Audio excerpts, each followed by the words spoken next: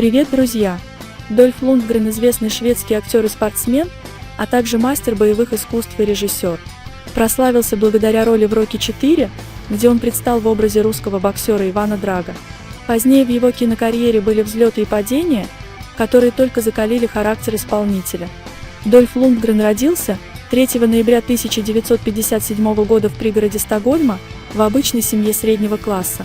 В детстве он был хилым, болезненным, подверженным аллергиям ребенком. Не добавляли уверенности в себе и бесконечные издевательства, а также насмешки и избиения отца. Чтобы доказать себе, что он способен стать другим, мальчик стал увлекаться восточными единоборствами. Изначально выбор подростка пал на классическое дзюдо, но затем Лундгрен переключился на карате. Он занимался двумя стилями – это гадзюрю и кёкусинкай. Преуспел юный боец во втором стиле единоборств. В 1977 году 20-летний спортсмен выигрывает чемпионат Швеции, а затем 2 года подряд он подтверждает титул. В 1979 участвовал в чемпионате мира, где уступил противнику только в финале. В 1980 и 1981 годах дважды становился победителем открытого чемпионата Великобритании. С 1979 года проходил службу в рядах вооруженных сил Швеции в полку морской пехоты. После демобилизации учился в Стокгольмском Королевском технологическом институте и в Сиднейском университете. В Австралии получил степень магистра химического машиностроения. После Австралийского университета его пригласили в Массачусетский технологический институт. В Сиднее он знакомится с певицей и актрисой Грейс Джонс, с которой отправляется в Америку в качестве ее телохранителя. Далее Дольф пробует себя в роли модели и танцора, а также подрабатывает вышибалой в клубах и учится на курсах актерского мастерства. Дебютом Лундгрена в кино стал маленький эпизод в фильме «Вид на убийство», где молодой актер сыграл телохранителя генерала. Затем парень долго рассылал портфолио в разные студии, но получал отказы из-за высокого роста. Настоящий успех пришел к актеру в этом же году, после роли российского боксера Ивана Драга в кинокартине Сильвестра Сталлоне «Рокки IV».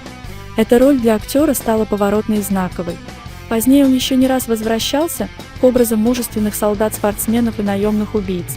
Главную роль актер получил через 2 года в фильме «Властелины вселенной», поставленном по комиксам. Лента провалилась в прокате, как и «Красный скорпион», в которой Дольф вновь сыграл русского.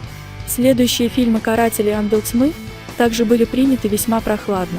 Критики называли Лундгрена актером одной роли и заявляли, что его актерский талант значительно уступает его мускулатуре и росту. Не обращая внимания на нелестные отзывы, Лундгрен продолжает свою актерскую карьеру. Он продолжает играть сильных парней, правда выбирает сценарии с более глубокими диалогами.